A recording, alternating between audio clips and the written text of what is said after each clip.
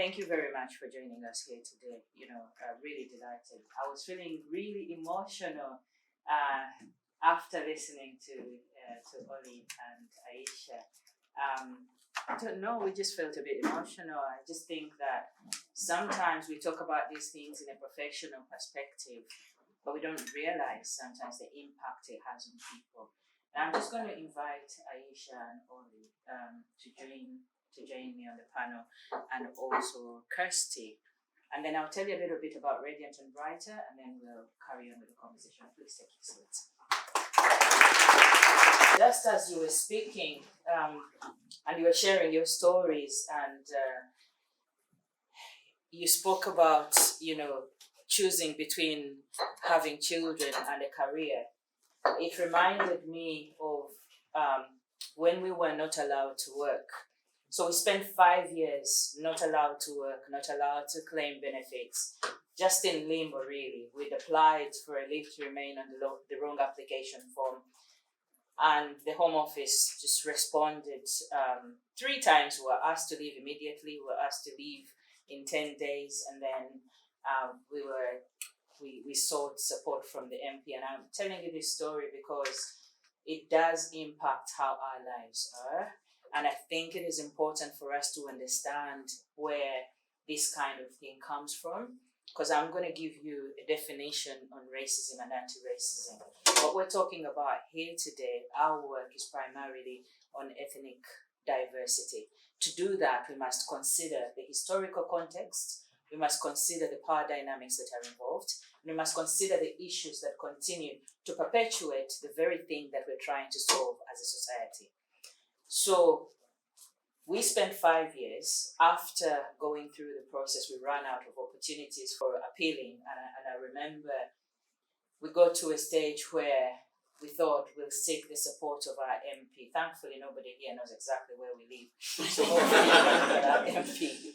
And an MP of what we thought would be, the most, a good MP. We sent him a letter, we spoke to him, we met, now it's a he, and we had a conversation asking that he supports us.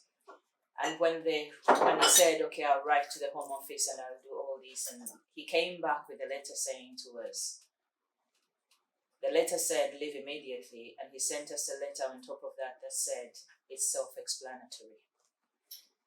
That was about 14 years ago. And I'm delighted to say, 5 years later, after a period of not being allowed to work, not being allowed to claim any benefits because we had no recourse to public funds, we've put in a fresh application form, just basically saying, we're here, we've been here a period of time, our children are born here, compassionate grounds, can you think of anything? And people who knew us, people we had supported when we were working, when things were good, they wrote several letters, and on that basis were granted leave to remain 5 years later. That was in 2012. That's when we founded Radiant and Brighter. We had no plan to do anything like this. I'd spent 10 years in London and I'd never spoken about racism. I didn't even think about it. It was around me, but it's not something I thought about. And it's interesting how our realities then start to become what we talk about, start to become the conversations. If you live with nothing else here today, live with the thinking of the realities of those people that are impacted by the decisions that we make. I remember a friend of mine calling when things were good and we're doing fine and we were, thinking about buying a house and everything before that particular situation. We had some friends and the friends dissipated as that situation changed. And I remember a friend of mine discovering that we were now, struggling and everything. And he called and said, why did you choose to have children in this situation? And I thought, whoa. So if you're poor, you can't have children? I suppose that's something that we've had to face and think about here today. So I was quite emotional thinking about it. So a bit about what Radiant and Brighter does, and then I'll tell you about the conversation we are having. So Radiant and Brighter, after those 5 years, we thought we're going to go find work and it will all be good. We'd worked before, I'd worked for a technology company, see all this internet on the phone. I was one of the very first people to hold a pocket PC and to teach, people in stores about it. And then when we went to find work, we were told, you have a 5-year gap. You can't get a job. That is what's called structural racism, where that gap means that everything else I've done before does not matter. I wasn't even given a chance to put in. This was an agency. I was just registering and saying, can I register with you? You find people work, and they said, no, sorry. They didn't even look at it for 2 seconds. They didn't even see what I did before. That didn't matter. And those are things we don't think about, but we structure within our systems and processes. That the 5-year gap, what does that mean? Does that mean I've completely lost the capacity to think? And so we thought, right, we can't find work. We spent 6 months looking for work, Michael and I, and then we realized we're not going to find work, and we thought, we know exactly what to do. Set up Radiant and Brighter and find people work. Very clever idea. Find people at work. We can't find work, but we'll try and find people work. We'll raise these issues, we'll talk about them, and work will come our way. And we did it for a period of time. We trained people, we supported people, we got them to do their CVs, we knew what to do with CVs. And only a small number of people could get through to find work. And if they found work, it was security, it was care, and it was cleaning. Now that's fine. Those jobs are fantastic. But not everybody is set out to be a carer or, all those things. And so we thought something is not right here. And that's what exposed us to the understanding of the structures and the systems and processes. That is how we started to think about what we do at Radiant and Brighter differently. And so the other thing that I want to raise is the constant training and education. As I stand here, Professor Oli, you were, the scholarship holder. Incidentally, I'm also a scholarship holder now. I'm doing a doctorate in anti-racism interestingly, with the University of Glasgow. I'm doing the James McKeown Scholarship, which is supposed to be looking at reparations, and it is for Black students. And I've been asked actually by the university to say, if anybody here knows an engineering person that wants to do a PhD, there's an opportunity to apply, because they actually have struggled to get enough of, science students, Black students, applying for that scholarship. Again, it tells you, and yet we know that there are so many students that are coming through.